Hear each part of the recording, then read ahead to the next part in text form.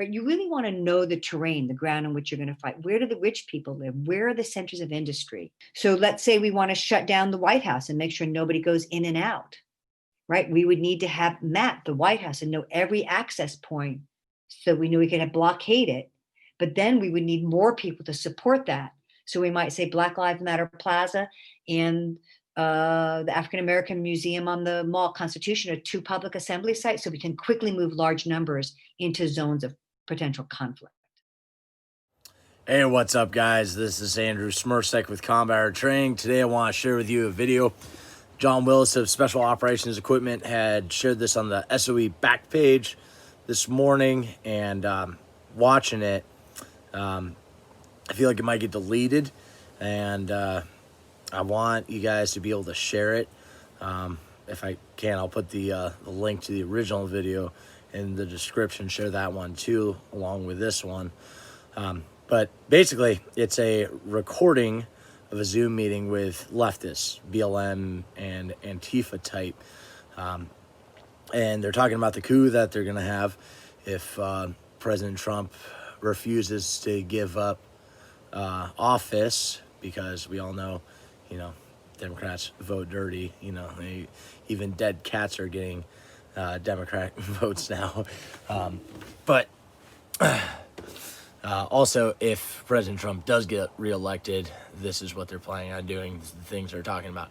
Now, note, of course, BLM and Antifa, they're all run by a bunch of weirdo losers, as you can see by looking at the video.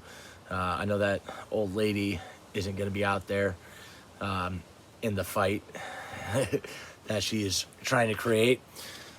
But there will be a lot of sociopaths, just like we saw, Kyle Rittenhouse shooting a pedophile, rapist, and the other guy's probably a rapist too. I'll just assume he is. But yeah, so all those people are going to be out there causing trouble, and this video is showing what their plan is. Now, I think, this week's going to be dangerous. I think Election Day is going to be pretty crazy. I think probably next, several days after the election, it'll be pretty crazy, regardless of what happens. James Yeager's been saying for the past year, stay out of Democrat-run cities, and you should take that advice. Stay out of any urban area, anywhere that's densely populated. If you live in the suburbs, expect them to come there too. Now, be prepared for that. Again, go to a safe place. Avoid the danger. But you should be prepared by now. If you're not, that really sucks. You had time. You had your whole life. You chose not to. That sucks. There's going to be a lot of people, I think, that will get hurt because of that, because they're not avoiding these dangers, and also because they're ill-prepared for it. Now, if you see like a mob coming and you're in your car, don't drive towards that mob. Avoid it. If they're getting on your car, go fucking through it. They will break your window. They will shoot you in your car. But of course, avoid that shit. Don't even go near it. Don't go down, start the fights, but, control your area. If you're in a safe area, what you perceive to be safe, protect it. Don't let it get crazy, because you allow them to escalate and advance on you. Use good judgment too. But hey guys, this is what's going on. Everyone who's been out there, saying good things about BLM and Antifa and all them, or the anti-Trump people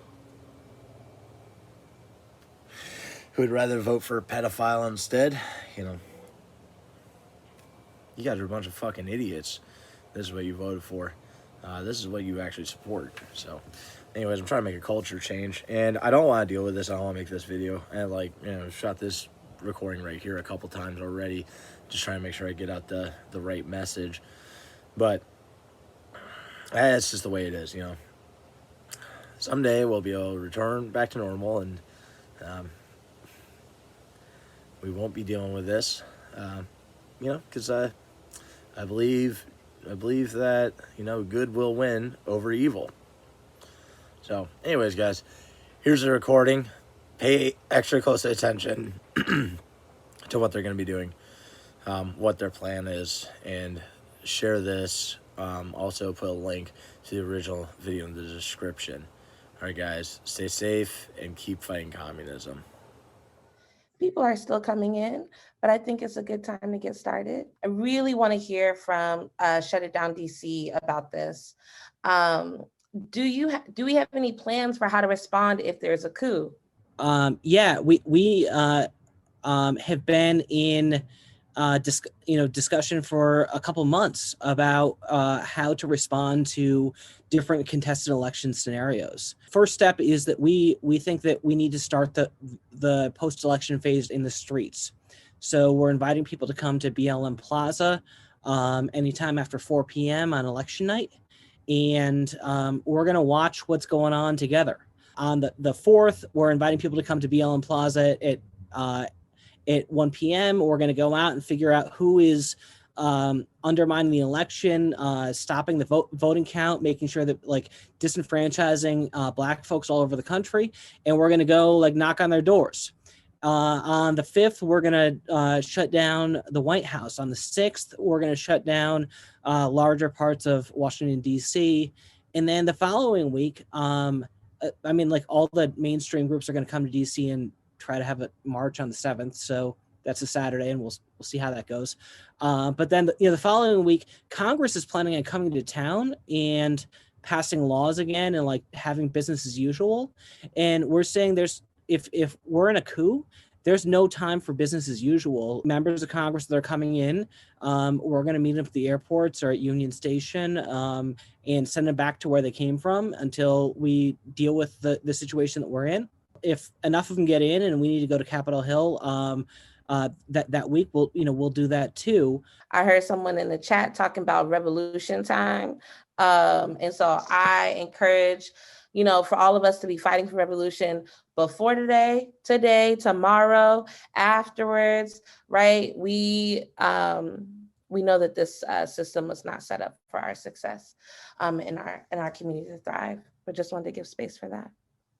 We're facing an administration and a potential coup and a potential insurrection where efforts to criminalize this are going to be even greater. Understanding that everything that we're doing now in this moment is laying the groundwork for what is going to come. Is there going to be a war? Are people going to get killed? Is that on anybody else's mind? I'm guessing it is. And when there was a civil war in this country, there was a massive landmass that was divided. But we don't have one united landmass that's going to fight another. We're going to see potential fighting all over the country or in some hotspots, right? We've already seen that. And so how do we work together across the country to help support each other, no matter where we are, and to maximize our impact by doing similar things on similar days at similar time? Some of the stuff that Shut Down DC is doing, some of the ways we're thinking about this that could be replicated in cities across the country. We've been working on a target map and a framework for scenarios. So we began to put together a list of things we want to know about in the city. So where are all the police stations? Because it's good to know where the police are. Where are all the key government buildings? Where are all the media outlets? Who are the Trump boosters?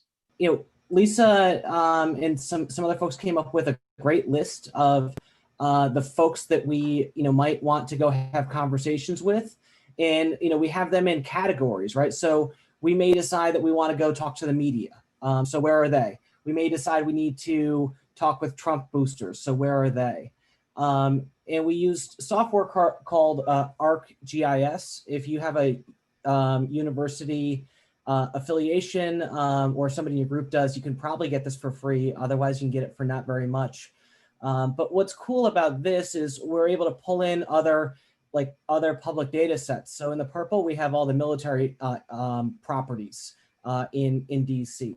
And then the nice folks from the District of Columbia city government have made available transportation infrastructure maps, and all sorts of other things. When we zoom a little bit closer, we can take a look at, here's a version of it where we're seeing live traffic here. And then where there are road closures, it'll tell us whether there's a planned event or there's something else that's going on. So this is a good thing to look at home when you're, to have somebody in your affinity group looking at home. And we did, during Juneteenth, we had a version of that where people were tracking things live and helping us in the streets.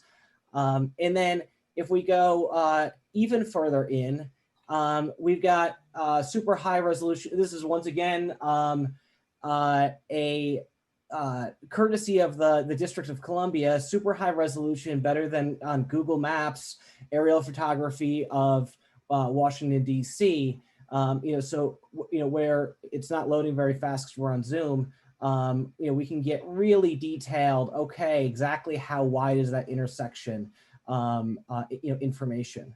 So much of this information is provided to us by the local or the district or the federal government.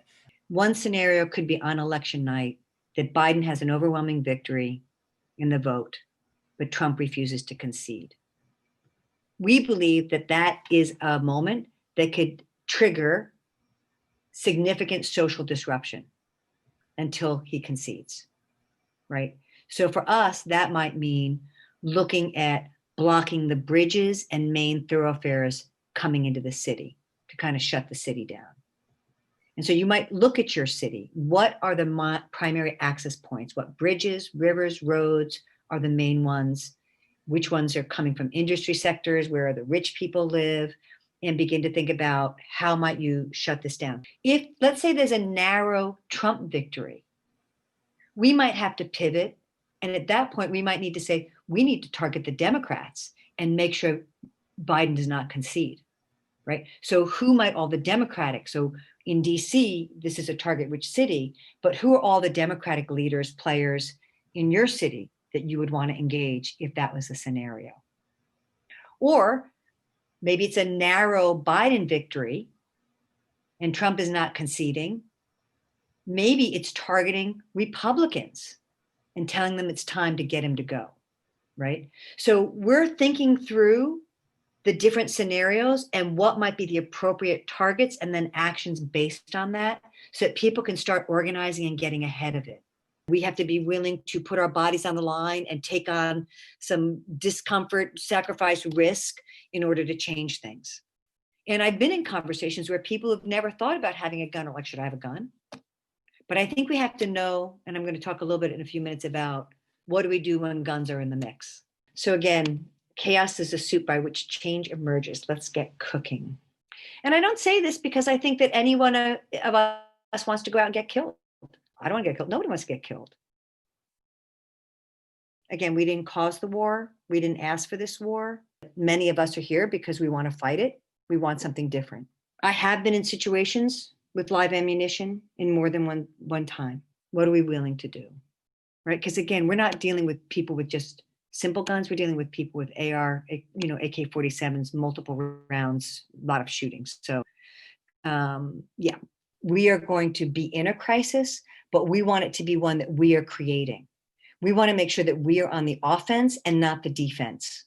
We want them to be responding to us and us not responding to them. In a situation of a coup or an insurrection or an uprising, whoever's got the guns often can win.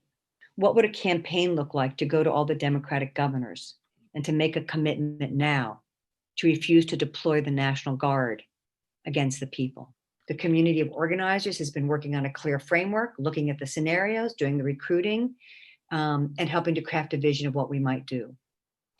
If there should be a coup, we should be clear, like, it's got to go. Trump's got to go. In order to achieve what they did, they knew they had to take over important government buildings.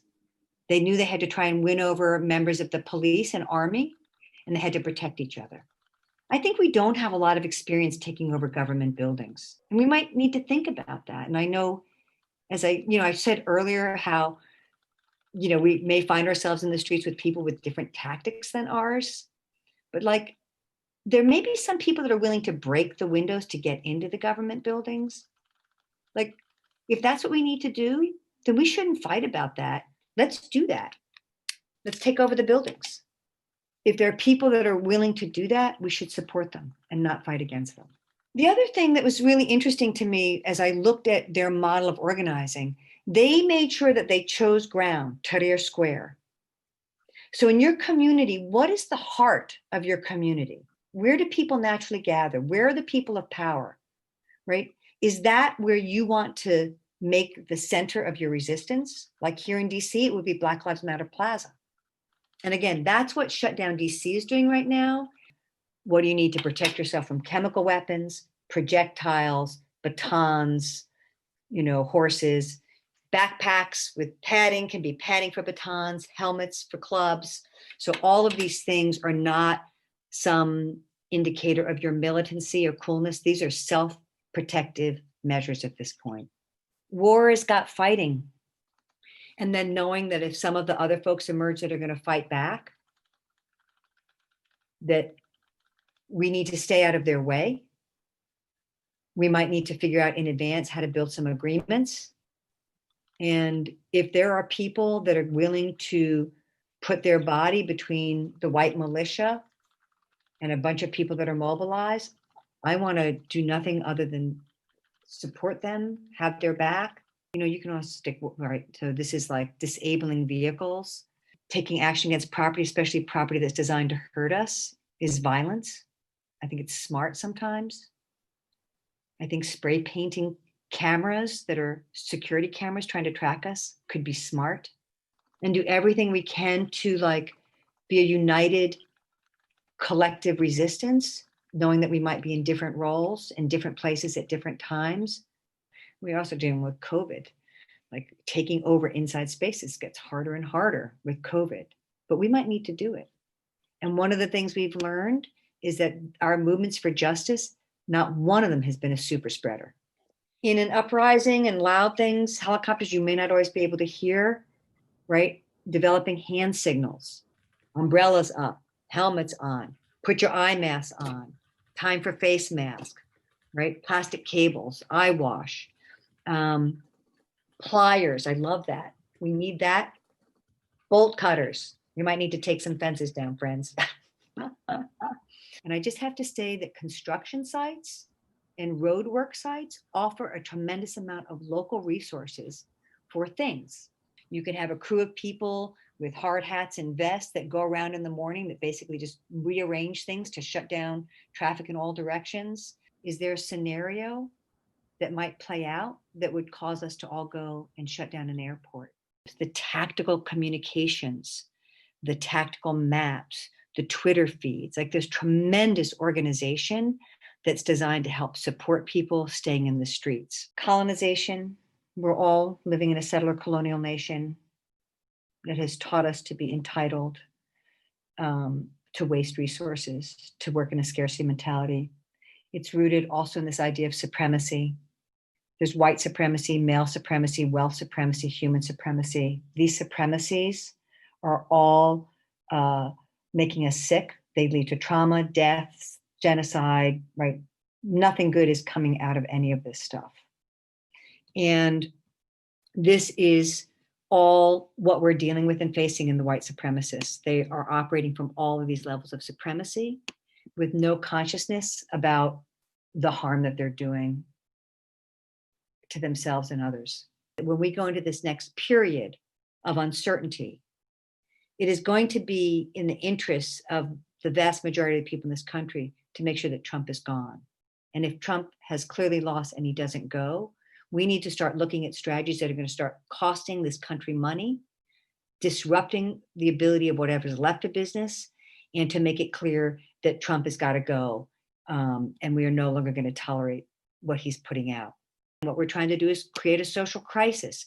We brought in all the different players, knowing that, not everybody would do the direct action, but we needed everybody at the table because everyone was going to be impacted by these budget cuts. So one of the things we learned, and we'll see when we look at the map in DC, we wanted multiple targets. So when you think about the city, you might think about who has the power to change the current situation, but there is no one person in this thing. We need to impact a lot of people because we never know what is going to move who.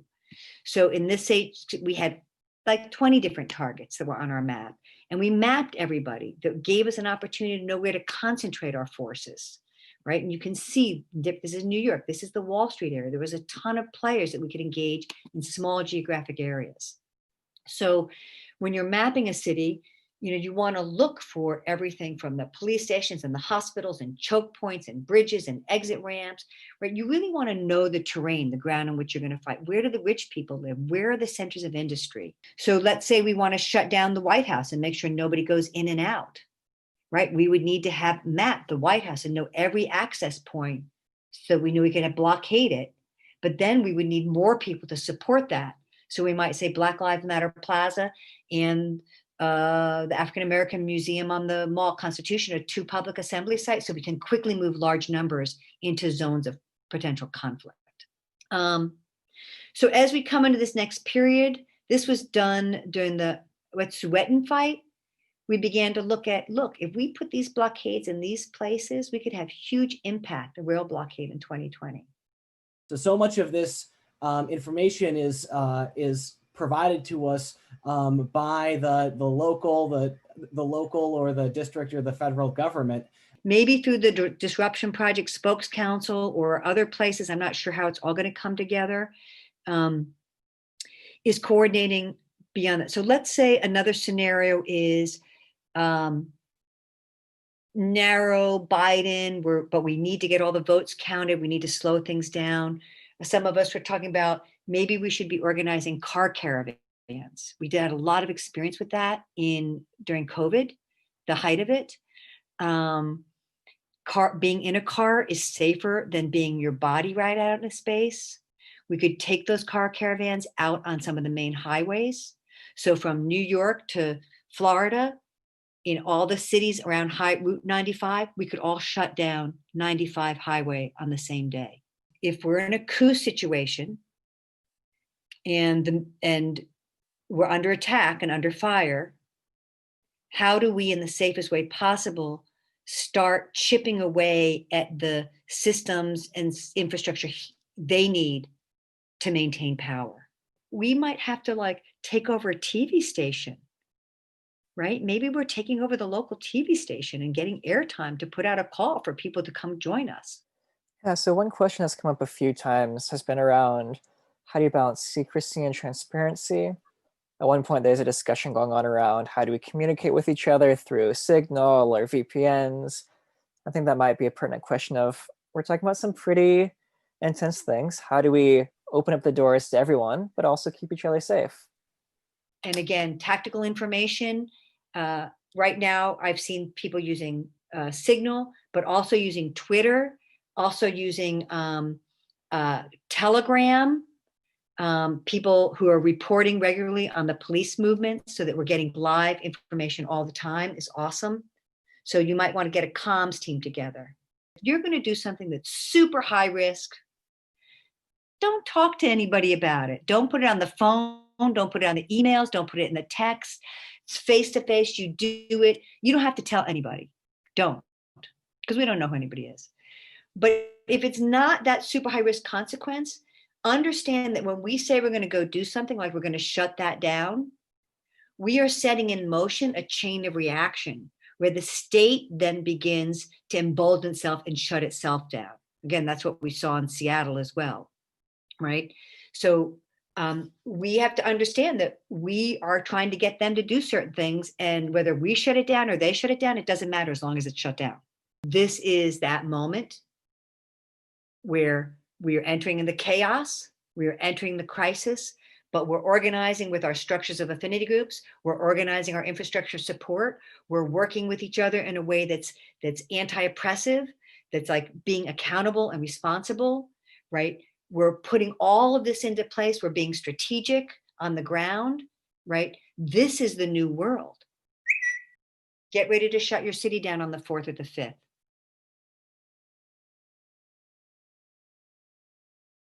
And then we keep rolling from there.